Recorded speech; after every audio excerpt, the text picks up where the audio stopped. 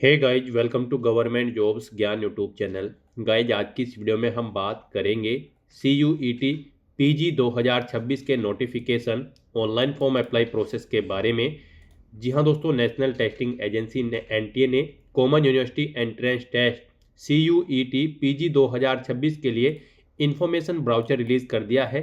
कैसे आप इस टेस्ट में पार्टिसिपेट करने के लिए अपने फॉर्म अप्लाई कर सकते हो बिना कोई मिस्टेक किए हुए, इसकी पूरी जानकारी हम आपको स्टेप बाय स्टेप रजिस्ट्रेशन से लेकर प्रिंट तक इस वीडियो में देंगे। बस आपको इस वीडियो को स्किप के बिना शुरू से लेकर एंड तक देखना है। उसके बाद वीडियो पसंद आए तो इसे लाइक और शेयर कर दें। चैनल पर नए हो तो इसे सब्सक्राइब कर लें। साथ ही साथ आपको फॉर्म अप्लाई करते हुए जो जो भी प्रॉब्लम फेस हो रही है उन सभी का हल आपको इस वीडियो में मिल जाएगा। कैसे यहाँ पर आपको अपनी एग्जाम सिटी सिलेक्ट करनी है, टेस्ट पेपर आपको अपने कैसे चुनने हैं, कैसे आपको अपना लाइव फोटो कैप्चर करना है, पासपोर्ट साइज फोटो आपको कैसे अपलोड करना है, सिग्नेचर आपको कैसे अपलोड करने हैं और अपने डॉक्यूमेंट आपको कैसे अपलोड करने हैं, कौन सा डॉक्यूमेंट आपको कितने केबी में अपलोड करना है, कैसे आपको अपना फीस पेमेंट करना है, पूरी जानकारी आपको इस वीडियो में दी जाएगी। बस आपको एंड तक हमारे साथ इस वीडियो में बने रहना है। तो बिना कोई वक्त गंवाए चलिए शुरू करते हैं। आपको इस वीडियो के डिस्क्रिप्शन बॉक्स में हमारी वेबसाइट IND-sarkari-naukri.in के इस पेज का लिंक मिल जाएगा। यहाँ पर आपको इस टेस्ट के रिगार्डिंग सभी डिटेल्स प्रोवाइड कर दी गई है। नेशनल टेस्टिंग एजेंसी NTA ने common university entrance test CUET PG 2026 के लिए नोटिफिकेशन रिलीज कर दिया है। आप 14 जनवरी 2026 तक अपने फॉर्म अप्लाई कर सकते हो। यहाँ पर फॉर्म में करेक्शन की डेट 18 से 20 जनवरी 2026 रखी गई है। एग्जाम आपका मार्च 2026 में कंडक्ट होगा। बैचलर डिग्री धारक कैंडिडेट या जो फाइनल ईयर में अपेयर्ड है, एलिजिबल है, अप्लाई कर सकते हैं। यहाँ पर कोई आयु सीमा रिक्वायर्ड नहीं है, किसी भी आयु सीमा वाले कैंडिडेट अप्लाई कर सकते हैं। 2 टेस्ट पेपर के लिए जनरल कैटेगरी कैंडिडेट को 1400 रुपये फीस देनी है, EWS OBC NCL को 1200, SC ST को 1100 रुपये फीस देनी होगी और PH दिव्यांग कैंडिडेट को 1000 रुपये फीस देनी होगी। और अगर आप ईच पेपर के लिए अप्लाई करते हैं तो आपको जनरल, अगर आप कैटेगरी कैंडिडेट हैं तो आपको 700 फीस देनी होगी, यानी कि एक पेपर के लिए। EWS OBC NCL के लिए 600, SC ST PH को भी 600 रुपये यहाँ पर सिंगल पेपर के लिए फीस देनी होगी, जो कि आप ऑनलाइन मोड से जमा करा सकते हो। सिलेक्शन आपका एंट्रेंस टेस्ट के आधार पर होगा। आप ऑल इंडिया से ऑनलाइन मोड में अप्लाई कर सकते हो। उसके लिए आपको इस पेज को नीचे स्क्रॉल डाउन करते हुए इंपॉर्टेंट लिंक सेक्शन में आना है। ऑफिशियल नोटिफिकेशन PDF लिंक पर क्लिक करके इस टेस्ट के इंफॉर्मेशन ब्राउचर को ओपन कर लेना है और इसमें से आपको पूरी डिटेल रीड कर लेनी है। यहाँ पर आपको सभी डिटेल्स प्रोवाइड कर दी गई है, जैसे कि क्या टेस्ट का नाम है, कब से कब तक आप अप्लाई कर सकते हो, कैसे अप्लाई कर सकते हो, क्या आपका एलिजिबिलिटी क्राइटेरिया होना चाहिए। पूरी जानकारी आपको इस नोटिफिकेशन में दे दी गई है। आप सभी डिटेल्स यहाँ से रीड आउट करें, उसके बाद अपने फॉर्म अप्लाई कर लें। फॉर्म अप्लाई करने के लिए भी आपको हमारी वेबसाइट के इसी पेज पर ही अप्लाई ऑनलाइन का लिंक दिया गया है। जैसे ही आप इस लिंक पर क्लिक करेंगे, आपके सामने NTA का ये पोर्टल ओपन होगा, जिसके थ्रू आप CUET PG 2026 के लिए अपने फॉर्म अप्लाई कर सकते हो।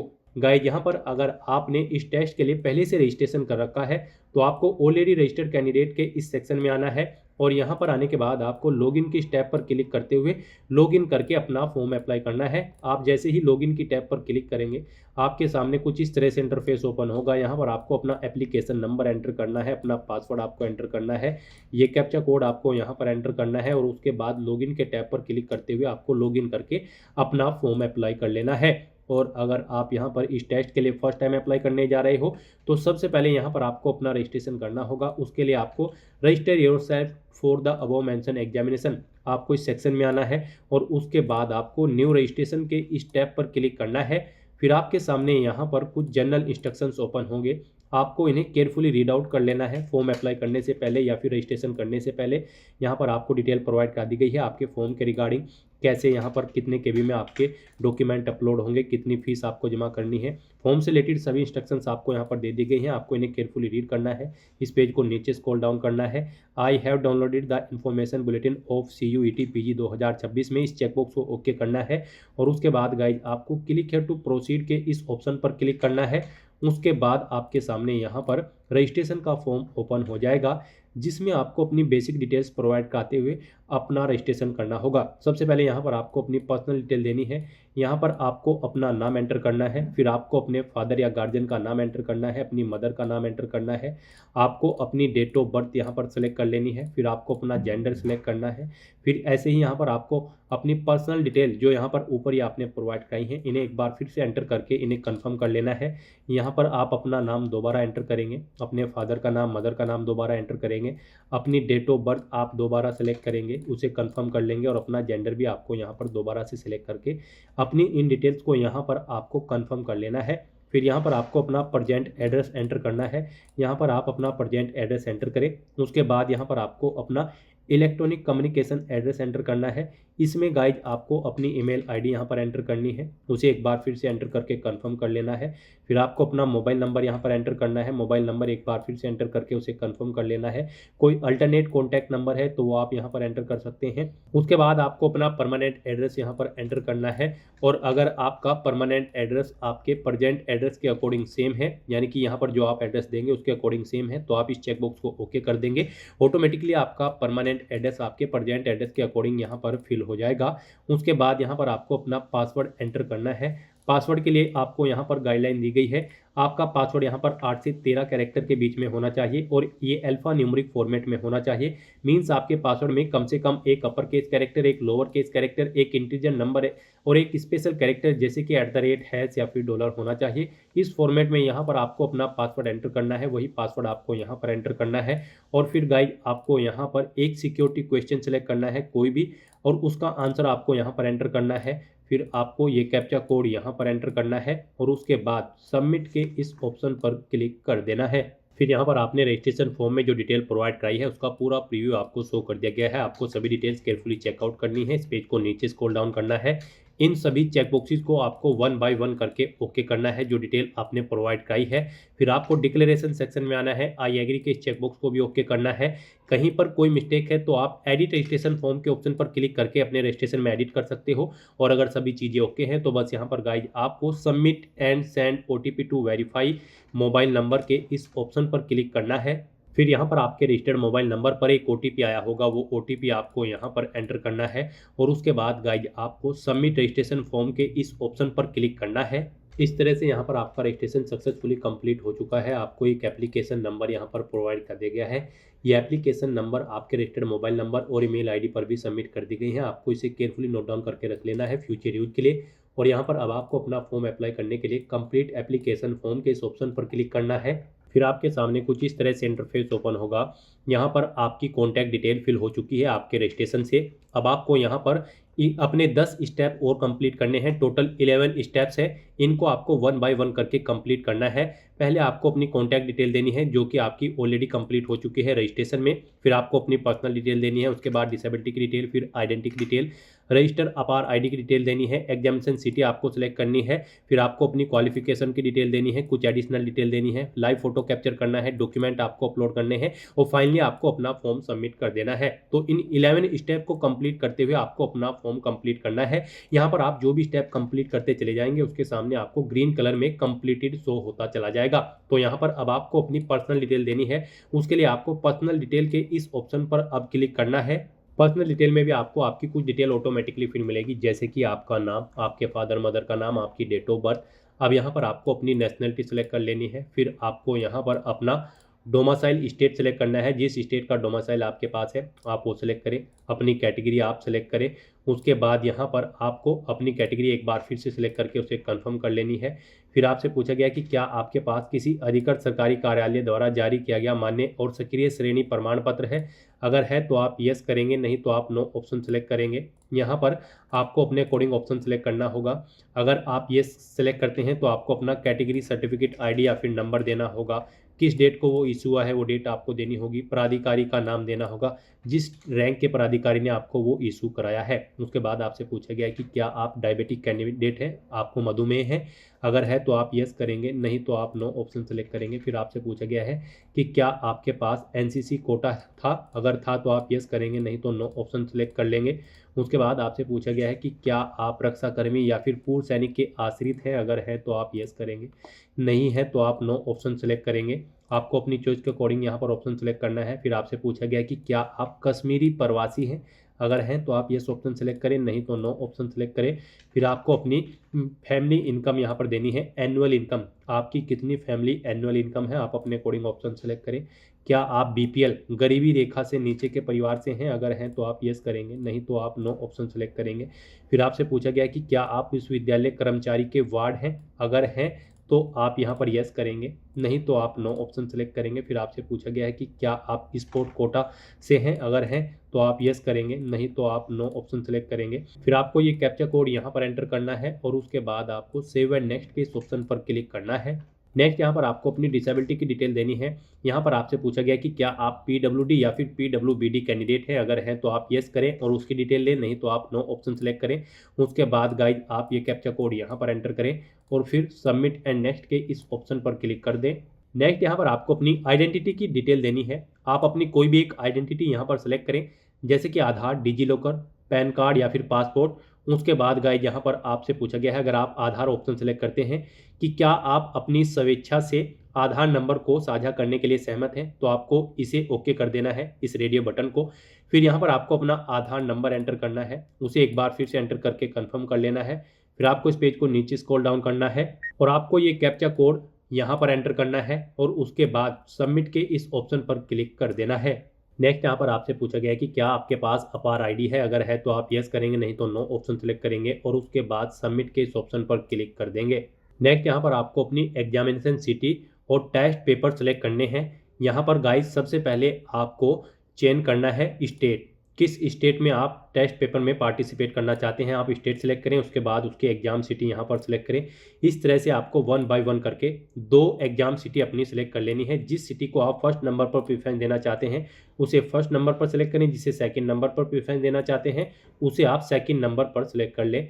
फिर यहाँ पर आपको अपने फादर का ऑक्यूपेशन सेलेक्ट करना है, उनकी यहाँ पर आपको क्वालिफिकेशन सेलेक्ट करनी है। ऐसे ही यहाँ पर आपको अपनी माता का व्यवसाय ऑक्यूपेशन सेलेक्ट कर लेना है और उनकी क्वालिफिकेशन भी आपको सेलेक्ट कर लेनी है। फिर यहाँ पर आपको टेस्ट पेपर 1 सेलेक्ट करना है, जिसके लिए आप इस टेस्ट में पार्टिसिपेट करने जा रहे हैं, यानी कि आप CUT PG 2026 में जिस टेस्ट पेपर के लिए पार्टिसिपेट करने जा रहे हैं वो टेस्ट पेपर यहाँ पर आप सिलेक्ट करें।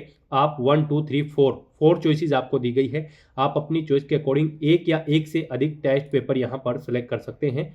और गाइस यहाँ पर अगर आप एक या 2 पेपर चुनते हैं, बाकी में आपको यहाँ पर नॉट एप्लीकेबल ऑप्शन सेलेक्ट करना होगा। अगर आप किसी टेस्ट पेपर में टेस्ट पेपर सेलेक्ट नहीं करते हैं तो आपको not applicable select not required option select करना होगा और उसके बाद फिर आपको यहाँ पर ये कैप्चा कोड इस बॉक्स में एंटर करना है और उसके बाद सेव एंड नेक्स्ट के इस ऑप्शन पर क्लिक करना है। नेक्स्ट यहाँ पर आपको अपनी क्वालिफिकेशन की डिटेल प्रोवाइड करनी है।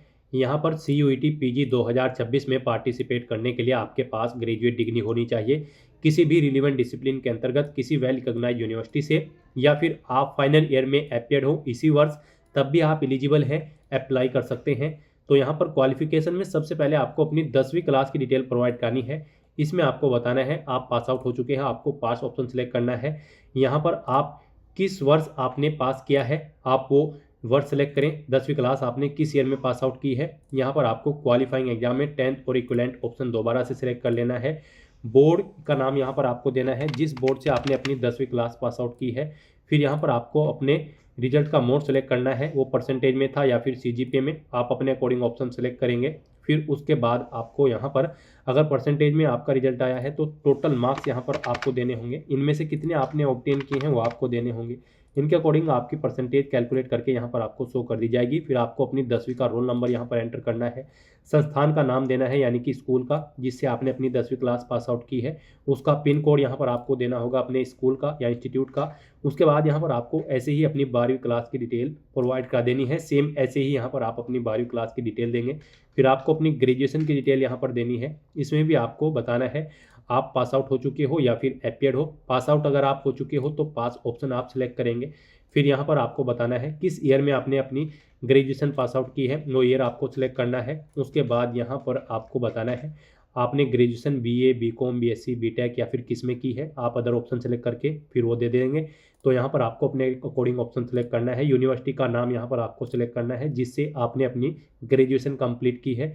परीक्षा का रिजल्ट आपका किस तरह आया है, परसेंटेज में या फिर सीजीपीए में, आप ऑप्शन सेलेक्ट करेंगे। परसेंटेज में अगर आया है तो टोटल मार्क्स यहाँ पर आप दे देंगे, इनमें से कितने आपने ऑब्टेन किए हैं वो आप देंगे, इनके अकॉर्डिंग आपकी परसेंटेज कैलकुलेट करके आपको शो कर दी जाएगी। अपना ग्रेजुएशन का रोल नंबर आपको एंटर करना है, कॉलेज का यहाँ पर आपको एड्रेस देना है, नेम और एड्रेस, और फिर आपको अपने कॉलेज का पिन कोड भी यहाँ पर एंटर कर देना है। और अगर आप अपियर हो तो आप अपियरिंग ऑप्शन सेलेक्ट करेंगे। फिर यहाँ पर गाइड आपको बताना होगा अपना क्वालिफाइंग एग्जाम, आप किस एग्जाम में अपियर हो, उसके बाद यहाँ पर आपको यूनिवर्सिटी का नाम सेलेक्ट करना है। फिर गाइड यहाँ पर आपको अपना रोल नंबर देना है, ग्रेजुएशन का, संस्थान का नाम और पता देना है, और पिन कोड देना है अगर आप अपियर है तो। फिर यहाँ पर इस तरह से आपको अपनी क्वालिफिकेशन की डिटेल देनी है। अपनी क्वालिफिकेशन की डिटेल प्रोवाइड करने के बाद गाइज आपको फिर ये कैप्चा कोड यहाँ पर एंटर करना है, और उसके बाद सेव एंड नेक्स्ट के इस ऑप्शन पर क्लिक कर देना है। नेक्स्ट यहाँ पर आपको अपनी एडिशनल इन्फॉर्मेशन देनी है। यहाँ पर आपसे पूछा गया है कि क्या आप जुड़वा भाई बहन हैं, अगर हैं तो आप येस ऑप्शन सेलेक्ट करेंगे, नहीं तो नो ऑप्शन सेलेक्ट करेंगे। उसके बाद आप ये कैप्चा कोड यहाँ पर एंटर करेंगे और फिर सेव एंड नेक्स्ट के इस ऑप्शन पर क्लिक कर देंगे। नेक्स्ट यहाँ पर आपको अपना लाइव फोटो कैप्चर करना है। गाइड यहाँ पर आपको अपने वेब कैमरा के थ्रू कैप्चर फोटोग्राफ के इस ऑप्शन पर क्लिक करना है और अपने वेब कैमरा से अपना फोटो कैप्चर करना है। उसके लिए आपको अपलोड फोटोग्राफ के ऑप्शन पर क्लिक करते हुए अपना लाइव फोटो यहाँ पर कैप्चर कर लेना है। फोटो कैप्चर करते समय आपको कुछ चीज़ों का ध्यान रखना होगा।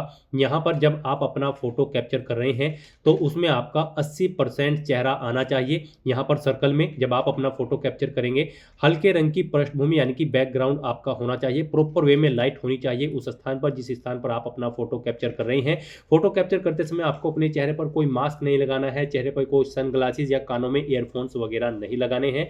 तो यहाँ पर आपको अपना फोटो कैप्चर करने के लिए कैप्चर फोटोग्राफ के ऑप्शन पर क्लिक करना है, सर्कल में अपना फोटो लाना है और अपना फोटो यहाँ पर आपको कैप्चर कर लेना है। उसके लिए आपको अपलोड फोटोग्राफ के ऑप्शन पर क्लिक करना है और फोटो कैप्चर कर लेना है। और गाइस यहाँ पर अगर आपके पास वेब कैमरा नहीं है तो आप अपने मोबाइल फ़ोन के थ्रू भी अपना फोटो कैप्चर कर सकते हैं।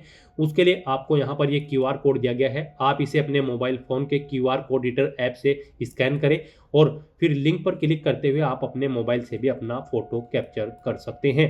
अपना फोटो कैप्चर करने के बाद आपको यहाँ पर सेव एंड नेक्स्ट के इस ऑप्शन पर क्लिक करना है।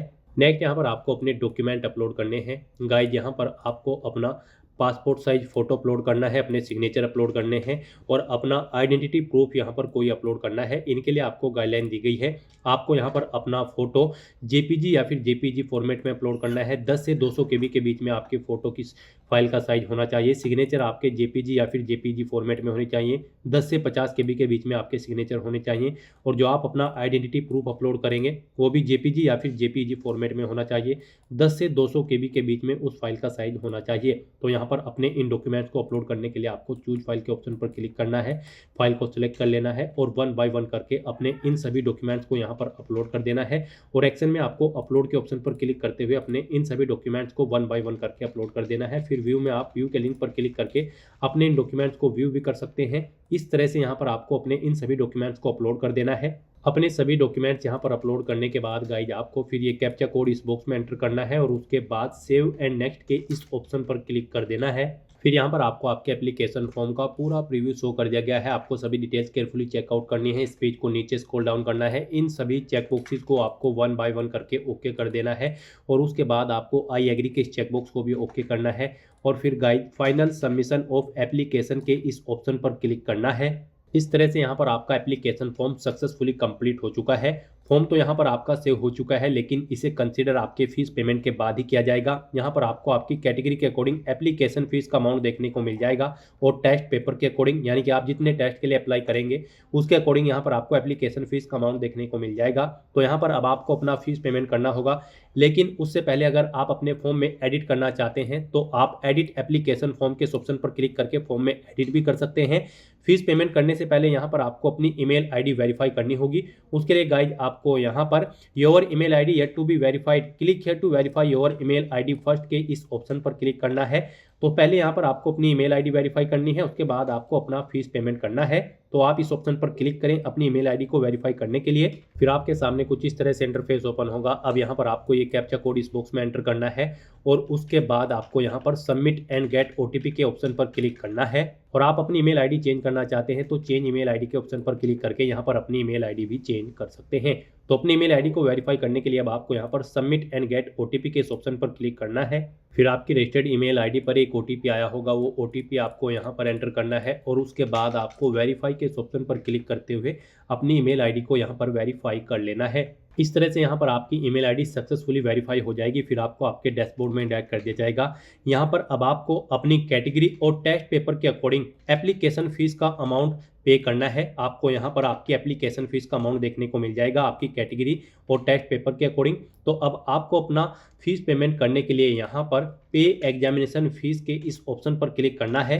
फिर आपके सामने कुछ इस तरह से इंटरफेस ओपन होगा। अब आपको यहाँ पर ऑनलाइन पेमेंट के इस ऑप्शन पर क्लिक करना है और उसके बाद प्रोसीड फॉर पेमेंट के इस ऑप्शन पर क्लिक करना है। फिर आपके सामने कुछ इस तरह से इंटरफेस शो होगा।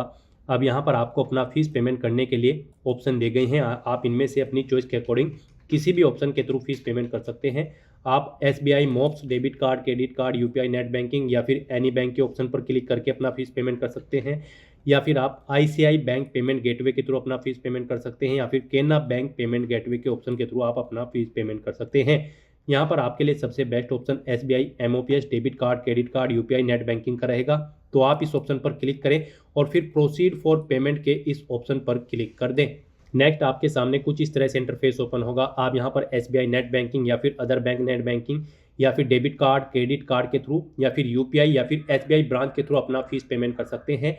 इनमें आपके लिए सबसे बेस्ट और ईजी ऑप्शन UPI का रहेगा। तो आप UPI के इस ऑप्शन पर क्लिक करें। UPI में भी फीस पेमेंट करने के लिए आपके पास दो ऑप्शन हैं। आप अपनी UPI ID के थ्रू या फिर QR कोड के थ्रू अपना फीस पेमेंट कर सकते हैं। UPI ID का ऑप्शन अगर आप सेलेक्ट करते हैं तो यहाँ पर आप अपनी UPI ID एंटर करेंगे और कंफर्म के ऑप्शन पर क्लिक करते हुए आप अपना फीस पेमेंट कर देंगे।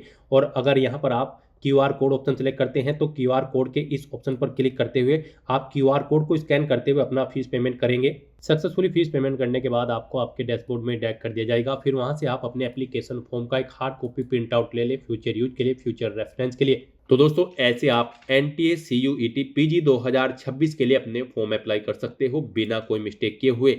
आज की इस वीडियो में बस इतना ही। आई होप ये वीडियो आपको पसंद आई होगी। अगर पसंद आई हो तो इसे लाइक और शेयर करें। चैनल पर नए हो तो इसे सब्सक्राइब कर लें। Thanks for watching.